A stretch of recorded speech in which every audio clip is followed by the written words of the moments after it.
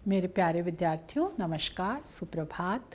और आज मैं पुनः आपको गुरुदेव रवींद्रनाथ टैगोर द्वारा रचित तोता पाठ पढ़ाने जा रही हूँ। तोता ये उनकी एक कहानी है और इस पाठ को मैंने 4 खंडों में विभाजित किया है, जिसमें पहले खंड में मैंने इनका विस्तार से जीवन परिचय, इनकी बहुमुखी प्रतिभा, इनकी रचनाएं, इनकी भाषा शैली और तोता कहानी पाठ का सारांश आपको बता दिया है।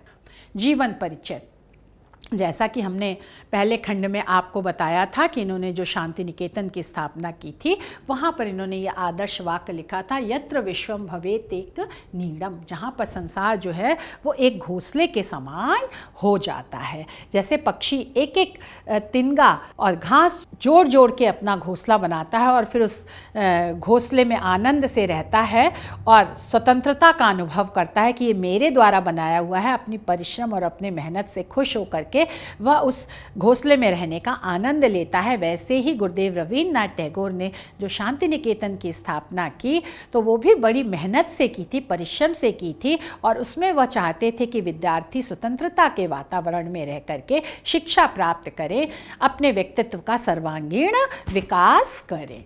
इसीलिए उन्होंने ये आदर्श वाक्य अपने शांति निकेतन की इमारत के ऊपर लिखा हुआ था, अंकित किया था। तोता कहानी नोबेल पुरस्कार विजेता रवींद्रनाथ टैगोर की बहुचर्चित कहानी है। यह सन 1924 में लिखी गई थी। इस कहानी में तोते को आधार बनाकर वर्तमान शिक्षा पद्धति पर व्यंग किया गया है कि वर्तमान शिक्षा पद्धति बाल केंद्रित नहीं है। इसमें बालक के स्वभाव, बालक की मनोवृत्तियाँ, बालक की जो प्रतिभा है स्वाभाविक, उसको ध्यान में रख करके शिक्षा की व्यवस्था नहीं की गई है, बल्कि पुस्तकीय ज्ञान के आधार पर और सभी बालकों के लिए एक सी ही शिक्षा व्यवस्था की गई है और कठोर अनुशासन में शिक्षा की व्यवस्था की गई है। और जो लोग शिक्षा देने में समर्थ हैं, जो लोग ज्ञानी हैं, उन्हें शिक्षण का कार्य नहीं दिया गया है। उन्हें बालक का पाठ्यक्रम निर्धारित करने का अधिकार नहीं दिया गया है, बल्कि जो इन सब बातों से दूर हैं, जिन्हें इनकी जानकारी नहीं है, यह सब कार्य उन्हें दिया गया है क्योंकि वह राजा के परिवार से संबंधित हैं।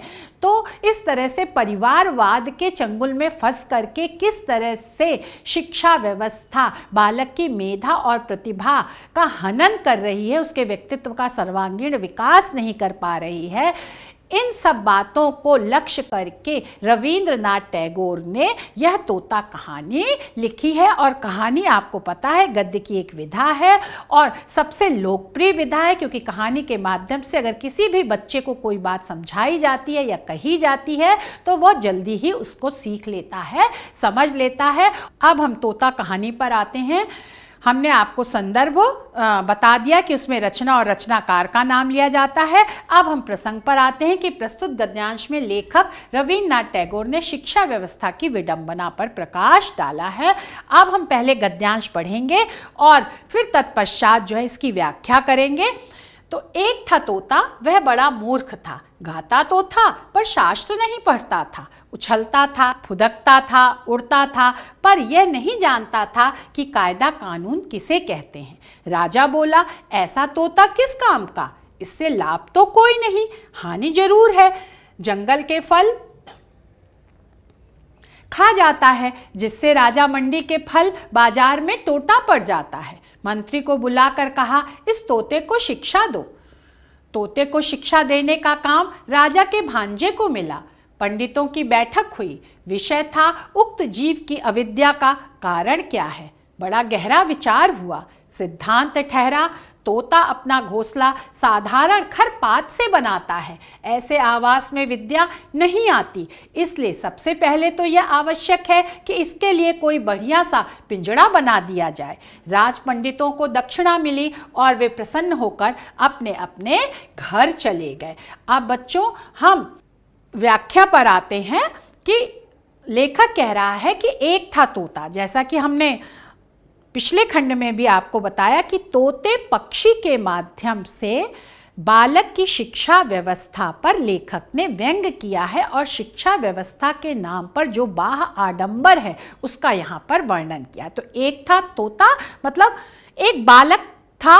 जैसे पक्षी उन्मुक्त आकाश में उड़ना चाहता है, सुंदर होता है, कोमल होता है, छोटा सा होता है, वैसे ही बालक भी छोटा होता है, सुंदर होता है, कोमल होता है, मासूम होता है, निर्दोष होता है, लेकिन वह अनेकानेक संभावनाओं से भरा होता है। उसके अंदर अनेकानेक योग्यताएं होती हैं, मेधा होती है, प्रतिभा होती है, और बालक को शिक्षा उसकी बुद्धि के स्तर के अनुसार उसकी मेधा, प्रतिभा, योग्यता और रुचि को देखते हुए करना चाहिए। अब लेखक इसमें बालक के स्वभाव का वर्णन कर रहा है और लेखक कह रहा है, यहाँ लेखक ने व्यंग्य किया है, गुरुदेव ने व्यंग्य किया है। तोता बड़ा मूर्ख था, अज्ञानी था। बालक, जैसे बालक को दुनियादारी नहीं समझ में आती है, वैसे ही पक्षी को भी दुनियादारी नहीं समझ में आती है। तो इस भाव से लेखक ने यहाँ पर कहा कि तोता मूर्ख था। गाता तो था, तोता गाता है, पक्षी का काम है चहचहाना, उसकी बोली मीठी होती है। ऐसे ही बालक भी अपनी तोतली वाणी में बोलता है, उसकी बोली मीठी होती है, पर शास्त्र नहीं पढ़ता था। जैसे तोते का काम तो, पक्षी का काम तो गाना है, पढ़ना लिखना तो है नहीं। ऐसे ही बालक का कार्य भी खेलना, कूदना, उसके मन में जो भाव आ रहे हैं उनको अपनी तोतली बोली में बोलना है, ना कि शास्त्र। शास्त्र मतलब किसी भी विषय से संबंधित जो ज्ञान विज्ञान की पुस्तकें होती हैं उनको पढ़ना। तो बालक बचपन से ही तो सारा ज्ञान विज्ञान से संबंधित पुस्तकें पढ़ने नहीं लगेगा। तो लेखक ने यहाँ पर यही कहा है, जैसे बच्चे उछलते हैं, कूदते हैं, तो वैसे ही लेखक यहाँ पर कह रहा है, पक्षी के माध्यम से ये बात कह रहा है कि वह तोता उछलता था, फुदकता। जब पक्षी जो है वो थोड़ी ऊंची उड़ान लेकर के उड़ता है तो उसे फुदकना कहते हैं, और उड़ता था, पर यह नहीं जानता था कि कायदा कानून किसे कहते हैं।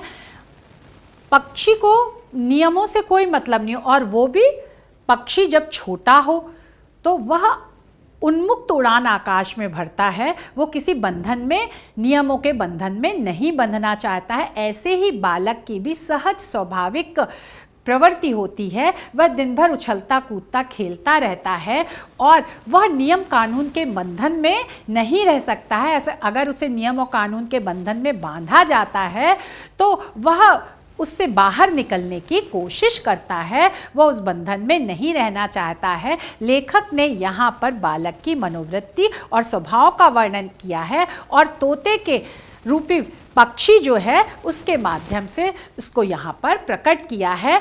तो जब तोता कायदे कानून में नहीं बंधा तो राजा को परेशानी हुई, और यहाँ पर राजा से तात्पर्य है एक तरह से अभिभावक, संरक्षक।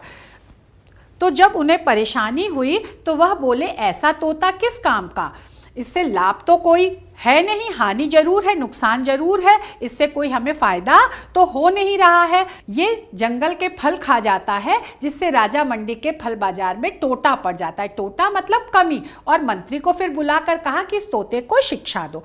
अब बालक रूपी पक्षी को बंधन में बांधने की प्रक्रिया शुरू हो गई और शिक्षा के नाम पर उसे कठोर अनुशासन में रहने की शिक्षा दी जाने लगी। यहाँ पर लेखक ने यह बात कही है कि जैसे तोता, आपको पता ही होगा, आपने देखा भी होगा, निरीक्षण किया होगा कि तोते के झुंड आते हैं और जहाँ फल होते हैं वहाँ अपनी चोंच से उस पर चोंच मारते हैं और थोड़ा थोड़ा खा करके कभी कभी गिरा भी देते हैं, कभी वो फल नहीं भी गिरते हैं। तो उनकी इस खुशी के ऊपर भी बंधन लगा दिया गया। जैसे बच्चा जो है वो थोड़ा खाता है, थोड़ा गिराता है, तो यह सब राजा रूपी अभिभावकों को समझ में नहीं आया, अच्छा नहीं लगा, और उन्होंने कहा कि इससे जो बड़े लोगों के लिए जो फलों की, अच्छे अच्छे फलों की आवश्यकता होती है, वहाँ फल नहीं पहुँच पाते हैं, बड़े लोग अच्छे फल नहीं खा पाते हैं क्योंकि बच्चे उन फलों को बिगाड़ देते हैं। तो इसको जो है अब शिक्षा दी जाए, इसको नियम कानून कायदे में बांधा जाए और किस तरह से कठोर अनुशासन में अपना जीवन व्यतीत किया जाए, इस बात पर विचार विमर्श हुआ। और यह कार्य जो है वो मंत्री को बुला करके राजा ने मंत्री से कहा कि इस तोते रूपी बालक को आप शिक्षा देने का कार्य शुरू कर दें। तो तोते को शिक्षा देने का काम राजा के भांजे को मिला। अब आपको जैसा कि पता ही होगा लोक व्यवहार में कि भांजा जो होता है वह बहन का बेटा होता है। तो राजा के बहन का जो बेटा था उसको यह कार्य दिया गया।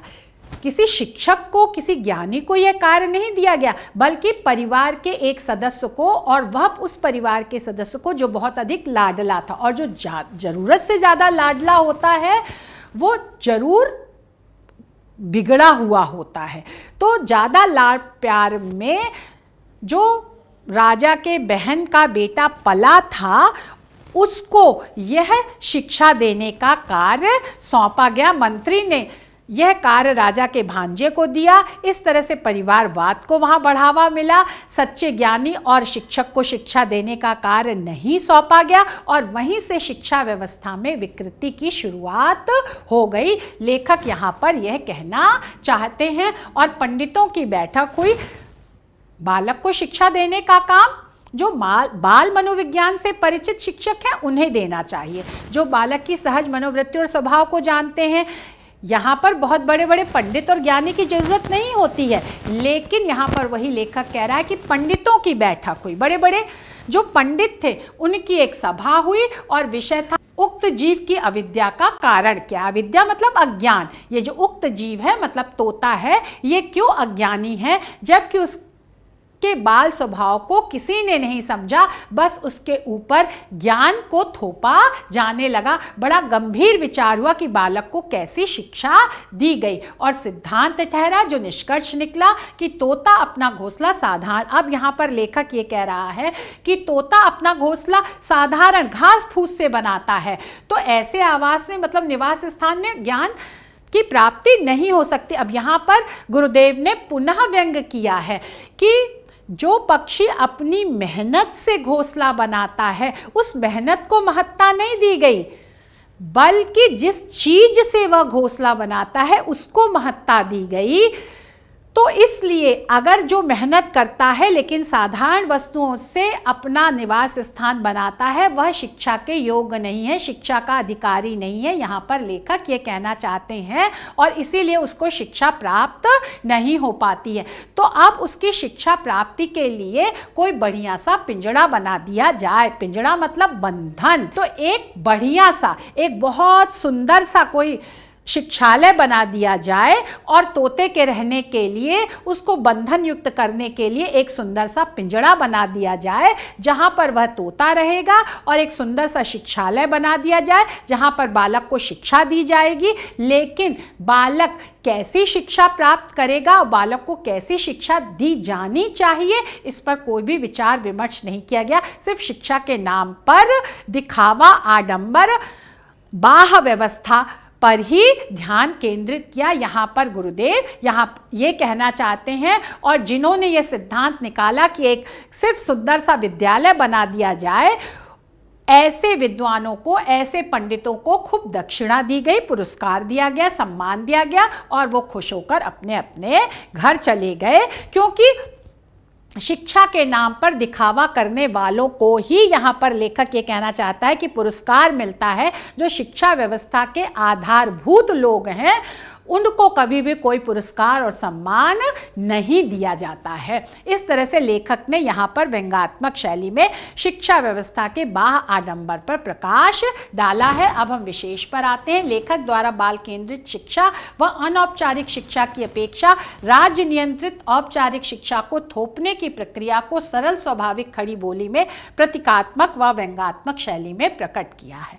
अब हम प्रश्नों पर आते हैं। उपरोक्त गद्यांश का संदर्भ लिखिए, रेखांकित अंश की व्याख्या कीजिए और तोते को शिक्षा देने का कार्य किसे सौंपा गया। जो रेखांकित अंश की व्याख्या है बच्चों, वह वैसे ही आप संदर्भ लिखेंगे, प्रसंग लिखेंगे, व्याख्या लिखेंगे और फिर विशेष लिखेंगे, और इसी प्रारूप पर आपकी परीक्षा पर प्रश्न पूछे जाते हैं। अब हम अगले गद्यांश पर आते हैं कि जिसमें संदर्भ वही होगा, रचना और रचनाकार का नाम। हम प्रसंग पर आते हैं कि प्रस्तुत गद्यांश में लेखक रवीन्द्रनाथ टैगोर द्वारा शिक्षा व्यवस्था की प्रदर्शनकारी बाह्य व्यवस्था पर प्रकाश डाला गया है। अब हम पहले गद्यांश पढ़ेंगे सुनार बुलाया गया, वह सोने का पिंजड़ा तैयार करने में जुट पड़ा। पिंजड़ा ऐसा अनोखा बना कि उसे देखने के लिए देश विदेश के लोग टूट पड़े। कोई कहता शिक्षा की तो इति हो गई, कोई कहता शिक्षा ना भी हो तो क्या, पिंजड़ा तो बना, इस तोते का भी क्या नसीब है। सुनार को थैलियां भर भर कर इनाम मिला। वह उसी घड़ी अपने घर की ओर रवाना हो गया। पंडित जी तोते को विद्या पढ़ाने बैठे। नस लेकर बोले, यह काम थोड़ी पोथियों का नहीं है। राजा के भांजे ने सुना। उन्होंने उसी समय पोथी लिखने वालों को बुलवाया। पोथियों की नकल होने लगी। नकलों के और नकलों के पहाड़ लग गए। जिसने भी देखा उसने यही कहा कि शाबाश, इतनी विद्या के धंधे को जगह भी नहीं रहेगी। नकल नवीसों को लद्दू बैलों पर लाद लाद कर इनाम दिए गए। वे अपने अपने घर की ओर दौड़ पड़े। उनकी दुनिया में तंगी का नाम निशान भी बाकी ना रहा। दाम्भी पिंजड़े की देख रेख में राजा के भांजे बहुत व्यस्त रहने लगे। इतने व्यस्त की व्यस्तता की कोई सीमा ना रही। मरम्मत के काम भी लगे ही रहते। फिर झाड़ू पोछ और पॉलिश की धूम भी मची ही रहती थी। जो ही देखता यही कहता कि उन्नति हो रही है। इन कामों पर अनेक लोग लगाए गए और उनके कामों की देख रेख करने पर और भी अनेक लोग लगे। सब महीने महीने मोटे मोटे वेतन ले लेकर बड़े बड़े संदूक भरने लगे। ये गद्यांश पूरा हुआ और अब हम इसकी व्याख्या पर आते हैं कि पक्षी को रहने के लिए, मतलब बालक को बंधन युक्त शिक्षा प्राप्त कराने के लिए सुनार को बुलाया गया। सुनार जिसने सोने का पिंजड़ा बनाया। सोना एक बहुमूल्य वस्तु है। तो ऐसे ही बालक को एक विद्यालय में, जिस विद्यालय में शिक्षा दी गई, उस विद्यालय की इमारत की साज सज्जा बहुत सुंदर की गई और बड़ी सुंदर और भव्य इमारत बनाई गई। कहने का मतलब ये है। और वह सोने का पिंजड़ा तैयार करने में जुट पड़ा, लग गया और पिंजड़ा ऐसा अनोखा अद्भुत बना कि उसे देखने के लिए देश विदेश के लोग टूट पड़े। जो विद्यालय बनाया गया बालक को शिक्षा देने के लिए, वह विद्यालय इतना आकर्षक और सुंदर और भव्य था, उसकी इमारत, कि देश विदेश से लोग उस इमारत को देखने के लिए आने लगे। लेकिन किस विद्यार्थी को शिक्षा दी जाएगी, क्या शिक्षा दी जाएगी, इस बात की ओर किसी का ध्यान नहीं गया। कोई कहता शिक्षा की तो इति मतलब समाप्ति हो गई। कुछ लोग जो समझदार थे वो समझ गए कि जब शिक्षा के नाम पर दिखावा होगा, शिक्षा के नाम पर भौतिक वस्तुओं का जमावाड़ा होगा, तो वास्तव में शिक्षा प्राप्त नहीं होगी। शिक्षा तो बालक की मनोवृत्ति को देख करके, बालक की आयु, स्वभाव, सहजता, उसकी योग्यता, मेधा को देख करके दी जाने चाहिए। और जो बालक की इन मनोवृत्ति को समझते हो, जिनका हृदय उदार हो, व्यापक हो, जो बाल मनोविज्ञान के ज्ञाता हो, बालक किस तरह से स्वयं अपनी मेधा और प्रतिभा का विकास करे, स्व अनुशासन में रहे, स्वाधीनता का अनुभव करे और जब वो पढ़े तो उसे वो पढ़ाई बोझ ना लगे, इस बात की ओर किसी का ध्यान नहीं गया। लेखक यहाँ पर ये बात कहना चाहता है और इस तरह से शिक्षा की समाप्ति हो गई। कोई कहता, जो देखने वाले आ रहे थे, जितने मुंह उतनी बातें कि शिक्षा ना भी हो तो क्या, पिंजड़ा तो बना, शिक्षा नहीं मिल रही तो क्या हुआ, शिक्षा के देने के लिए कम से कम एक विद्यालय तो तैयार हुआ। इस तोते का भी क्या नसीब है, क्या भाग्य, नसीब मतलब भाग्य कि वह सोने के पिंजड़े में रह रहा है। ऐसे ही बालकों के लिए कहा जाता है कि इनका क्या भाग्य है कि ये इतने सुंदर विद्यालय में, आकर्षक विद्यालय में पढ़ रहे हैं। सुनार को थैलियां भर भर कर इनाम मिला। अब लेखक यहाँ पर ये कह रहा है कि जिन्होंने विद्यालय बनाया इतना सुंदर, उनको खूब इनाम दिए गए, पुरस्कार दिए गए और वह उसी घड़ी, मतलब उसी क्षण अपने घर की ओर रवाना हो गए। उन्होंने प्रस्थान कर दिया कि कहीं ऐसा ना हो कि यहाँ रुके और कुछ लोग फिर ये कहने लगे कि अरे यहाँ तो सिर्फ इमारत बनी है, शिक्षा की तो कोई व्यवस्था है नहीं, तो हमसे इनाम ले ना लिया जाए। इसीलिए वो तुरंत अपने घर की ओर सुनार महोदय चले गए कि जिससे उनका पुरस्कार उनके पास रहे।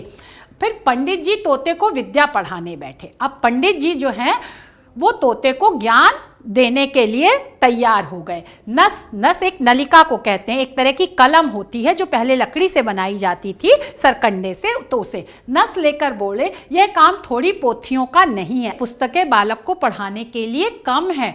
तो जब पंडित जी ने ये कहा और राजा के भांजे ने सुना, क्योंकि राजा के भांजे को ये शिक्षा देने का कार्य सौंपा गया था। तो उन्होंने उसी समय पोथी लिखने वालों को बुलवा लिया, तुरंत के तुरंत।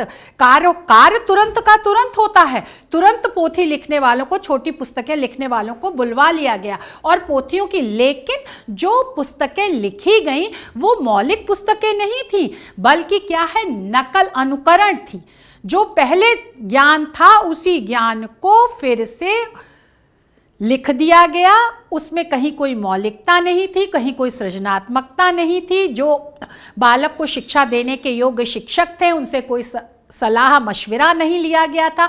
समय और परिस्थिति के अनुसार शिक्षा में क्या परिवर्तन होने चाहिए, इस बात की ओर किसी का ध्यान नहीं गया, बल्कि चली चलाई परंपरा और परिपाटी में जिस तरह से शिक्षा दी जा रही थी उन्हीं पुस्तकों का, पोथियों का फिर से नकल करके और पहाड़ लगा दिया गया, मतलब पुस्तकों के ढेर लग गए और इस तरह नकलों के और नकलों की नकलों के पहाड़ लग गए, है ना। पूरा एक ऊंचा ढेर तैयार हो गया। जो पहले से पुस्तकें थीं उन्हीं की नकल की गई, उन्हीं का अनुकरण किया गया, उन्हीं के प्रतिरूप पुस्तकें लिख दी गई और ये नकल नवीसों ने किया। नकल नवीस उन्हें कहते हैं जो पोथियों का, छोटी पुस्तकों का या पुस्तकों का लेखन करते हैं। मौलिक लेखन नहीं करते हैं जो, बल्कि उनकी नकल करते हैं। जिसने भी देखा, अब जो भी देखने वाले आ रहे थे कि क्या शिक्षा की व्यवस्था हो रही है, क्योंकि शिक्षा का प्रचार प्रसार बहुत हो रहा था कि तोते रूपी पक्षी को, बालक को शिक्षा दी जा रही है। इतना सुंदर महल बनाया गया, इतना सुंदर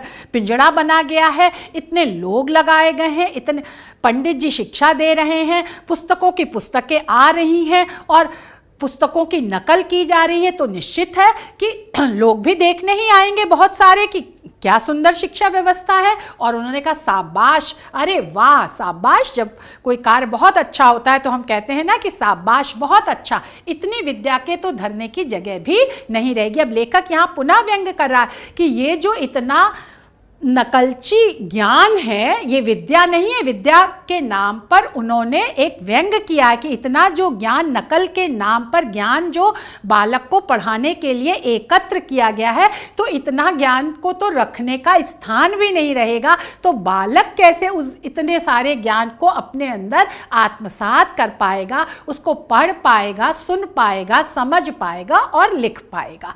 यहाँ पर लेखक ने इस तरह से व्यंग्यात्मक भाषा में शिक्षा के नाम पर जो पुस्तकीय ज्ञान और मौलिक सृजन को स्थान ना देना, बल्कि जो चली चलाई परिपाटी और परंपरा पर शिक्षा व्यवस्था दी जा रही है उस पर व्यंग किया है और उस तरफ हम लोगों का ध्यान आकर्षित किया है।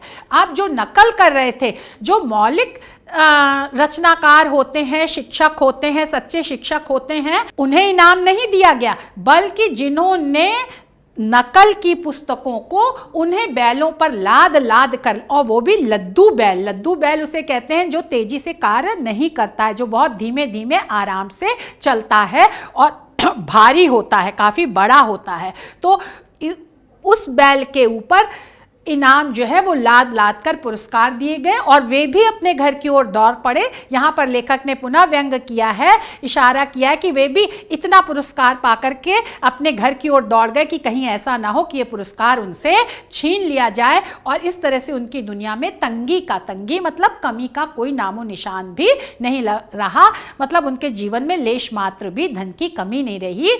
वो नकल नवीस भी, नकलची लोग भी अमीर हो गए। लेखक यहाँ पर यह कह रहा है। अब दामी मतलब महंगे पिंजड़े की देख रेख में, पिंजड़े मतलब वो जो विद्यालय है, जो बंधन का कारण है, उसकी देख रेख में, देखभाल में राजा के भांजे बहुत व्यस्त हो गए। दिन रात उस पिंजड़े की देखभाल में वह संलग्न हो गए, रत रहने लगे और इतने संलग्न और रत रह गए कि कोई सीमा ही नहीं रही, उन्हें समय का ज्ञान ही नहीं रहा। अब मरम्मत के काम भी लगे ही रहते हैं। लेखक ने यहाँ कितना सुंदर किया।